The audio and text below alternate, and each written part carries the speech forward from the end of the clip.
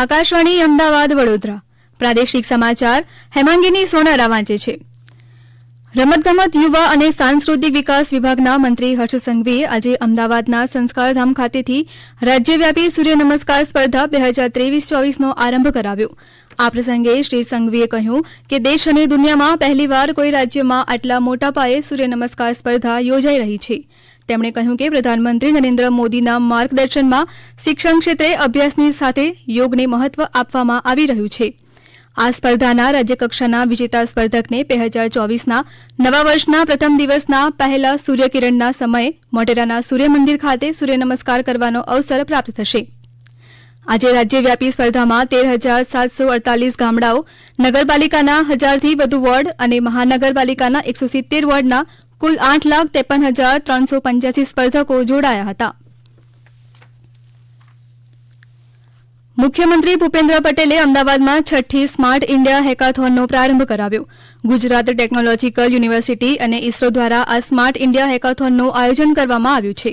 આ સ્પર્ધાનો પ્રારંભ કરાવતા મુખ્યમંત્રી ભૂપેન્દ્ર પટેલે જણાવ્યું કે સ્માર્ટ ઇન્ડિયા હેકાથોન જેવા પ્લેટફોર્મ વિવિધ સેક્ટરમાં પડતી મુશ્કેલીઓના નિરાકરણ કરવાની દિશામાં દેશની યુવા શક્તિને યથાયોગ્ય રીતે સહભાગી બનાવશે. તેમણે કહ્યું કે પ્રધાનમંત્રી નરેન્દ્ર મોદીએ જય જવાન જય કિસાન જય વિજ્ઞાનના સૂત્ર સાથે જય અનુસંધાન જોડીને ખરા અર્થમાં દેશને રિસર્ચ અને ડેવલપમેન્ટ ક્ષેત્રે નવા આયામ પર પહોંચાડવાનું કાર્ય કર્યું છે. કાર્યક્રમમાં સંબોધન કરતા ટેકનિકલ શિક્ષણ મંત્રી ઋષિકેશ પટેલે કહ્યું કે સાયન્સ અને ટેકનોલોજી ક્ષેત્રે હવે આપણે અન્ય દેશો પર નિર્ભર રહ્યા નથી. આપણે આપણી સમસ્યાઓના સમાધાન જાતે જ મેળવી રહ્યા છીએ.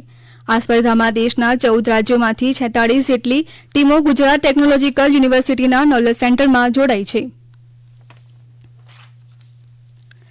ખંભાત બેઠકના કોંગ્રેસના ધારાસભ્ય ચિરાગ પટેલે આજે રાજીનામું આપ્યું છે.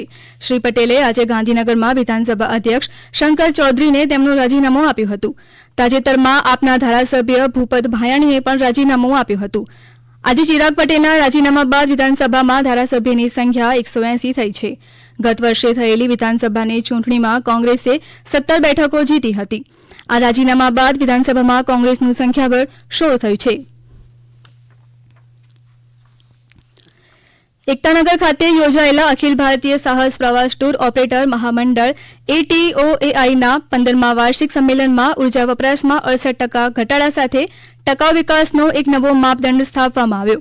વાયબ્રન્ટ ગુજરાત પરિષદના ઉપલક્ષ્યમાં ગુજરાત પ્રવાસન નિગમ અને ATOAI દ્વારા યોજાયેલા આ 3 દિવસીય કાર્યક્રમ માટે સમગ્ર ભારતમાંથી 300થી વધુ સાહસ પ્રવાસના ટૂર ઓપરેટર્સ, પ્રવાસીઓ અને બિઝનેસ પ્રતિનિધિઓ આવ્યા હતા. આ સમગ્ર કાર્યક્રમ માટે કાર્બન ઉત્સર્જનની ગણતરી કરવા માટે એક ચાર્ટર બનાવવામાં આવ્યું હતું. આજે દીવ, દમણ અને ગોવાનો 63મો મુક્તિ દિવસ છે. આ પ્રસંગે કેન્દ્ર શાસિત પ્રદેશ દમણમાં ઉજવણી કરવામાં આવી રહી છે. કાર્યક્રમમાં મુખ્ય અતિથિ દમણના કલેક્ટર ડોક્ટર સૌરભ મિશ્રા દ્વારા ધ્વજ ફરકાવી ત્રિરંગાને સલામી આપવામાં આવી હતી. કાર્યક્રમમાં જિલ્લા કલેક્ટર દ્વારા સ્વતંત્રતા સેનાનીઓને સન્માનિત કરવામાં આવ્યા હતા. ત્યારબાદ જિલ્લા કલેક્ટરે દમણ મુક્તિ દિવસના ઇતિહાસ અંગે વાત કરતા આ મુજબ જણાવ્યું.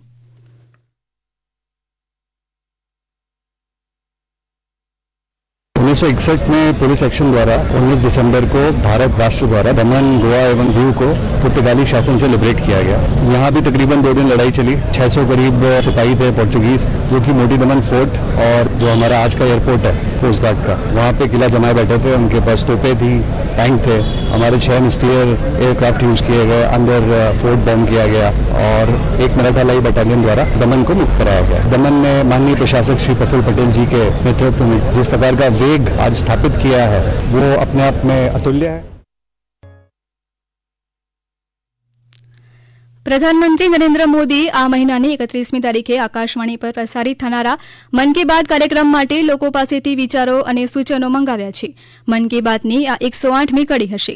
નાગરિકો માય જીઓવી ઓપન ફોરમમાં તેમના મંતવ્યો શેર કરી શકે છે.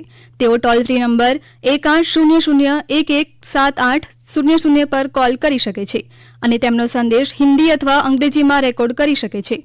ફોન લાઇન 29 ડિસેમ્બર સુધી ખુલ્લી રહેશે. લોકો 1922 નંબર પર મિસ્ડ કોલ કરી SMS મળેલી લિંક દ્વારા તેમનો સંદેશ મોકલી શકે છે. ભારતની સ્વતંત્રતા માટે રાજપાટ છોડી દેનાર પ્રથમ રાજવી એવા શ્રી દરબાર સાહિબ ગોપાળદાસ દેસાઈની 136મી જન્મજયંતિ નિમિત્તે ગુજરાત વિધાનસભા પરિસરમાં આવેલા તેમના તેલચિત્રને વિધાનસભાના અધ્યક્ષ શંકર ચૌધરીએ પુષ્પાંજલિ અર્પણ કરી હતી. ઉલ્લેખનીય છે કે શ્રી દરબાર સાહેબે સૌરાષ્ટ્રમાં આવેલા ઢસા રાય સાંકળિયાનું તેમનું નાનું રાજ્ય ભારતના સ્વતંત્રતા યજ્ઞમાં સામે ચાલીને સોંપી દીધું હતું.